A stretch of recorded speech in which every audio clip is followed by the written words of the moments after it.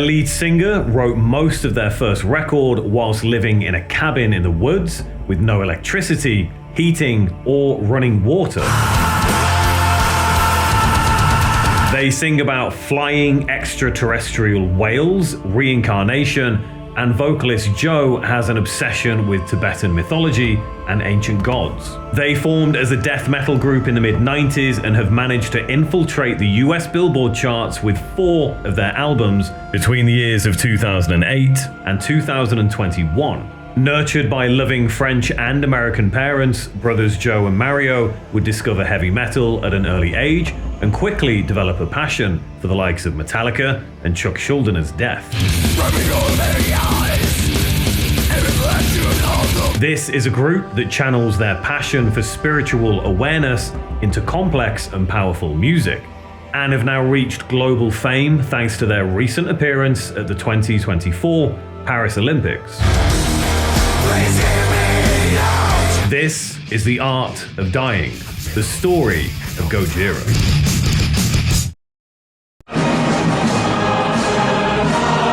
France isn't exactly a country known for producing globally successful rock or metal artists. There are some pretty unique ones, such as the post-black metal group Alceste, formed in the year 2000. Heavy metal outfit Mass Hysteria, who have to date released 11 albums, and my personal favourite, Ultra Vomit, which is quite an impressive parody band. And we can't forget Sortilege, a group formed in 1983 that actually influenced the mighty Chuck Schuldiner of Death.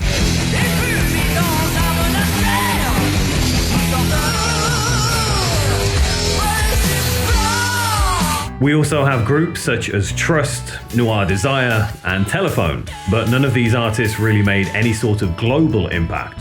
The most successful French singing artist to reach around the world is, of course, Celine Dion, but she's Canadian French, not from France. It's all coming back, it's all coming back to me. And I have to give a shout out to France's answer to Elvis, Johnny Hallyday, who I'm actually a bit of a fan of. So how did Gojira go from practicing in a garage in a town populated by just a few thousand people to appearing on one of the most widely watched television events in history, the Olympics? Brothers Joe and Mario followed a pretty similar path to many musicians when discovering their love for music. When Mario was 8 years old, he was banging on buckets and plates. I decided to pick up the guitar when I was 15 years old and he was 10. We started to play rock and metal when he was 13 years old. It was pretty early. We've always had music in common since we were very small children. But let's quickly start with the name itself, Gojira. What the hell is a Gojira? Well, it's pretty simple. The band started out in the 90s and called themselves Godzilla.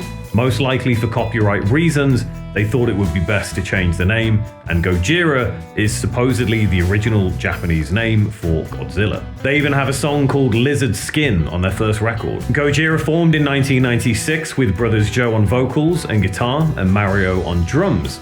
They would be joined by guitarist Christian Andrew and bass player Jean-Michel Labadie.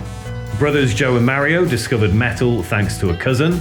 Joe was even in a Metallica covers band in high school called Eclipse. Almost every summer there was a family gathering when I was about 14, and one of my cousins was listening to Iron Maiden, Metallica, and the Beastie Boys, and a lot of stuff that I was not familiar with. I was trying to play guitar, and he taught me how to play the intro to Metallica's Fade to Black. It had a strange effect on me like no other music. He started a band when he was 12 years old and I was 17. They were 10 times better than my band at the time. The first time he touched the drums, he was very, very good. He was better than the drummer I had at the time. And like almost every other metal band on planet Earth from this era, it would be a love for Metallica that brought them all together.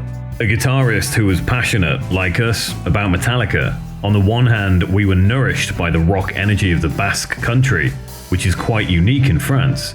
On the other hand, we lived secluded in our forest with our cassettes and CDs of American groups, completely removed from the local scenes. So we created our own language, our own musical codes. The Gojira sound comes from there. Under the name of Godzilla, they would put out several self-released titles, a 4-track death metal offering called Victim in 1996,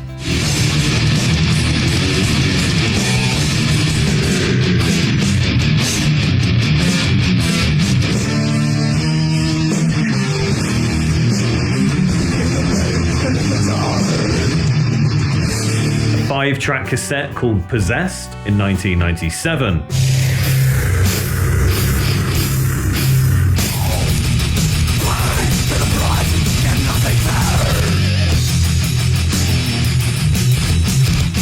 an EP called Saturate in 1998,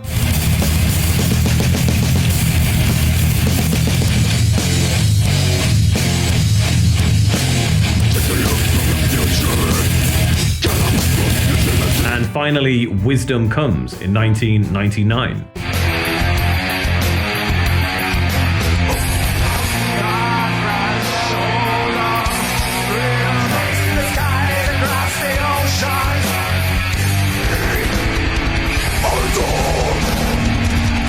Judging from these early demos, it would appear that death metal would be a huge influence on Gojira. I grew up in an area in the southwest of France where there is a lot of Basque rock. I saw a lot of those bands in small bars and cafes growing up, acts whose names I don't even remember. They sing in the Basque language and it's very political, so a lot of them aren't even really known in the rest of France. One early show I do remember is when I saw Death in Bordeaux on the Symbolic tour. There were maybe only 80 or 100 people there. I'd just had surgery to have my wisdom tooth removed, so I already looked like a hamster. Then a kid slamming in the crowd hit me in the face with his boot. That was definitely my most epic early gig experience. Chuck Schuldiner Death, of course, are being credited as the original pioneers of death metal. Although if you ask Chuck, he would have said it was Venom, Morbid Angel, or Possessed, or basically anyone that wasn't his band. He was just a humble dude like that. I think Chuck Schuldiner was a genius. The way he put words together was very mystical and interesting. The way he cut a sentence. A line is just one half of the sentence, and the second line is the second half of the sentence. That signature I really love. The images that he is using and the way that he is talking about modern society. Death was always a one-man band. It was all him. The way I work, the way I compose riffs and put my voice on it and stuff is heavily influenced by Chuck Schuldiner. Gojira's singer Joe listed some of his biggest influences in a Rolling Stone interview some years ago, and this list included 2 records by Death, Human, released in 1991, and Symbolic, released in 1995.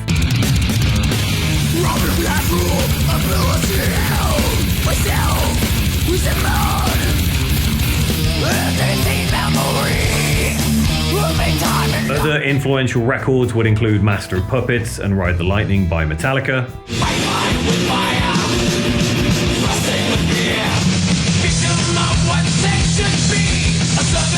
Covenant and Domination by Morbid Angel,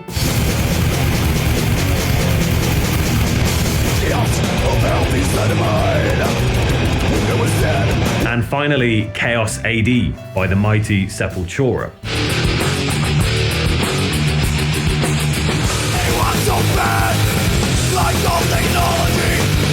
So it's safe to say that despite pretty much living in the middle of nowhere, Gojira's influences were spread far and wide, and soon they would land a very significant tour slot.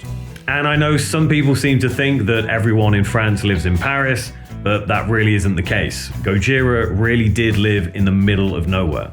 In 1999, Gojira would actually tour with Norwegian black metal pioneers Immortal, and it seemed to have a pretty profound effect on them.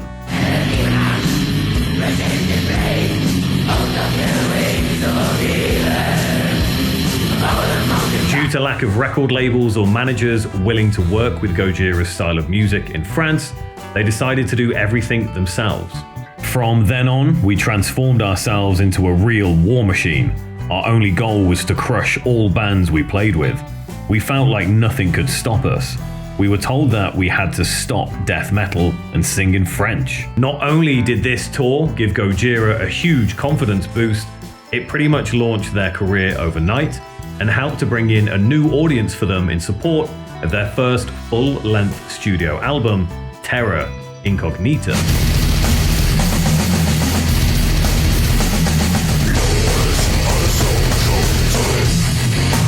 The new millennium was, of course, a hotbed for new metal. It was everywhere. Korn, Limp Bizkit, Linkin Park, Mudvayne, System of a Down, the list goes on. And if you weren't trying to imitate that sound, you were in the grunge movement, which, to me, makes Gojira's debut album that more interesting.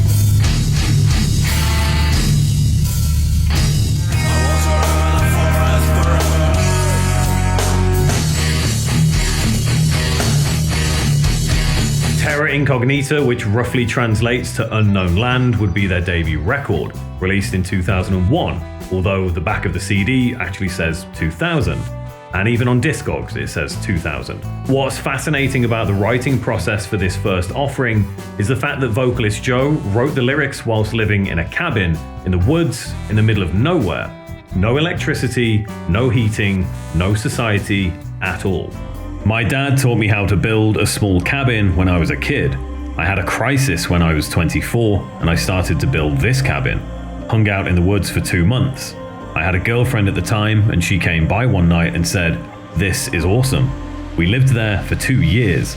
Lived by candles, drinking water from the stream, cooking by fire. I had the band already and that's when we released our first album. A lot of the lyrics from that album came from that experience. Feeling close to, I know it sounds cliche and cheesy, but close to the trees and birds. Waking up every morning, surrounded by plants, was awesome. This first record has an epic 9-minute long song called In the Forest, which also contains a hidden track called Terra Inc., where Joe sings, "I want to live in the forest forever," and I don't blame him. I think it's also really important to highlight just how different the Gojira sound was to everything else that was going on at the time, or at least in the mainstream sphere, at least with the likes of nu metal and grunge. It really showed they were a group of musicians that truly wanted to carve out their own identity. And what's even more impressive is they wrote, recorded, and released this entire record without the help of a record label. It was all pure DIY. They even produced their own music video for the song Love, taken from this debut LP. Gojira's music also holds quite a mysterious message compared to most heavy metal music. We are often called an eco-friendly group, but it is more of a spiritual quest. My lyrics speak above all of the liberation of the soul, encourage us to see the beauty of things, to seek what I call the jewel of the heart. I know it's not a very rock and roll message. I'm always writing lyrics about the existence of the soul and the reasons why we're alive. Extraterrestrial life, planets that might exist covered with oceans. Although Gojira's debut album didn't exactly see their name go down in the history books of heavy metal, it was a statement that they were on a mission to conquer the world.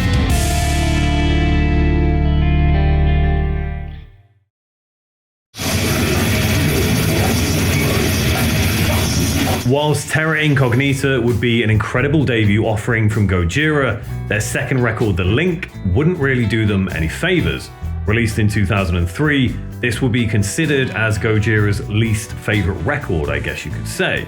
This is a sentiment echoed by many Gojira fans, and even the band themselves. Inside life, I want to build. I returned inside of me. In an interview some years ago, Joe said this: "Because of the production, it's full of mistakes and made in 10 days. If you take 5 months on the recording and you're working hard, it can't sound like shit." However, by 2004, they had released their first live album, and soon they would start hitting the French album chart.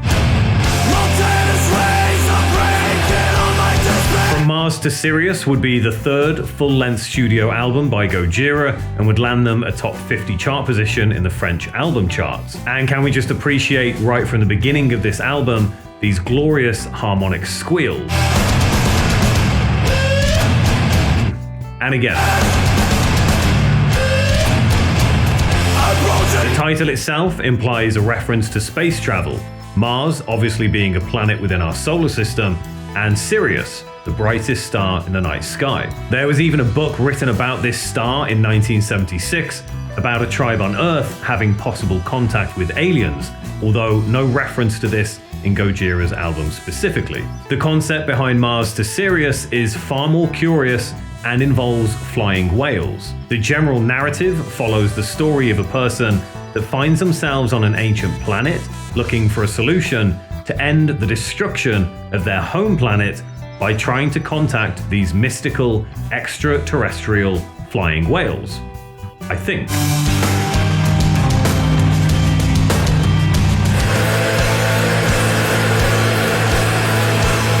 Back in 2009, Metal Injection said From Mars to Sirius is a concept album that relates an interplanetary quest to resurrect a dead planet. We're talking life, death, and rebirth on a grand scale.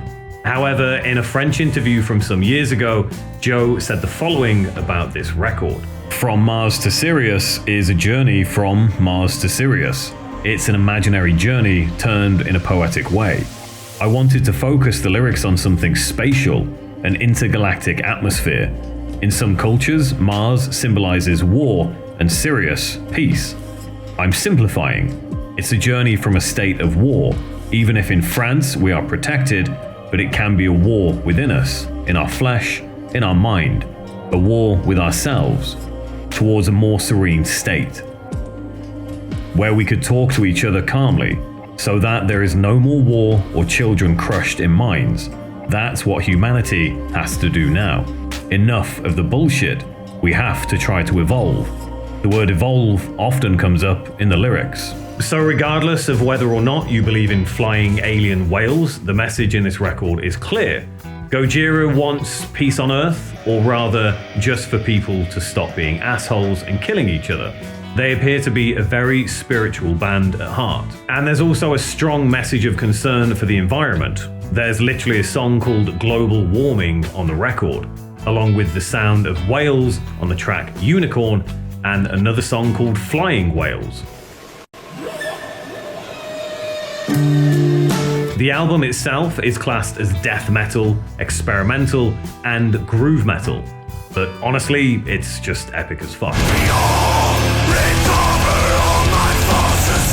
It appears that spiritual themes overall play a big part in Gojira's music, or at least philosophical influences. Vocalist Joe is an avid follower of the Tibetan Book of Living and Dying, written by a Tibetan Lama in 1992, which essentially focuses on the acceptance of death, evolution, karma, and rebirth, or reincarnation. It's my Bible. It's about reincarnation and the process of dying. It's something that is not morbid for me. The last step of our life in this body is when we leave this world. It's something very sacred. Almost everyone is scared of dying.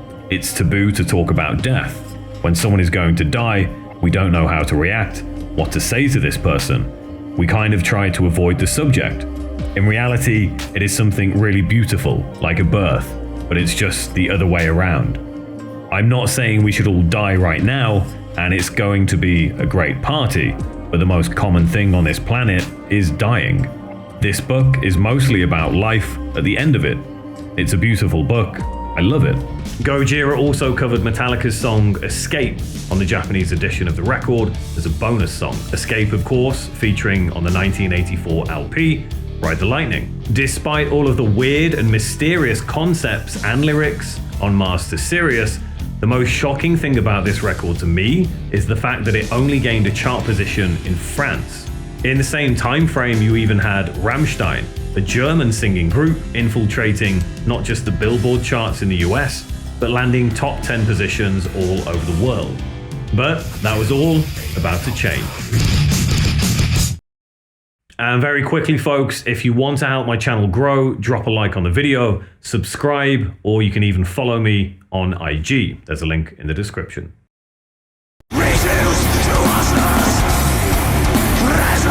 2008, Gojira would release their fourth studio album, The Way of All Flesh, and this is where the band would start to see quite incredible commercial success.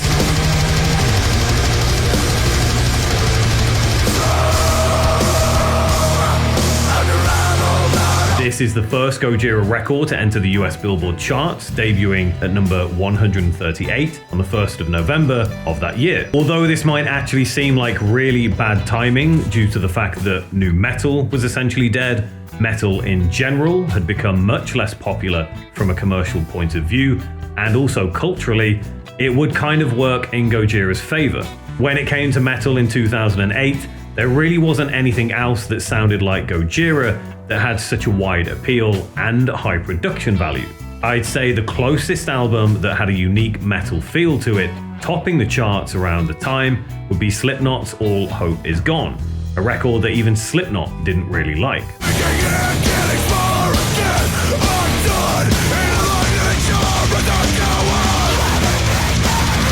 Although you did have Blood Drunk by Children of Bodom that reached number 22 in the Billboard chart earlier in the same year.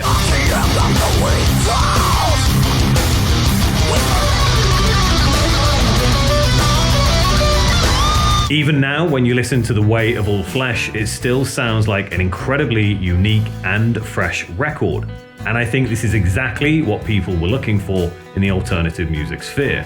Something deep, something serious, and something with a sound like no other. Kind of like Tool on meth, but in a good way. The Way of All Flesh would focus on themes of life and death. The title track is named Ouroboros.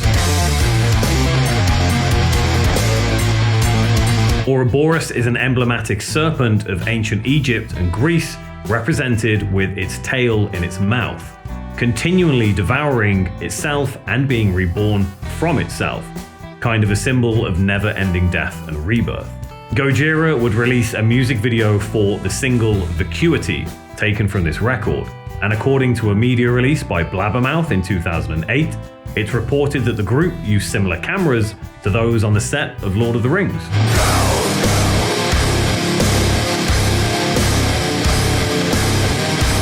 Vacuity, absence of matter, emptiness but full of light, ultimate presence beyond the notions of our world.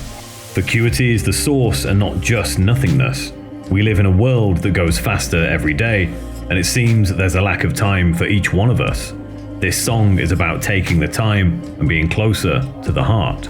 Can we also just appreciate the sheer talent of drummer Mario on this album? Possibly one of the most underrated drummers in metal music. A particular highlight from this record would be his work on Yama's Messengers. It's honestly just insane.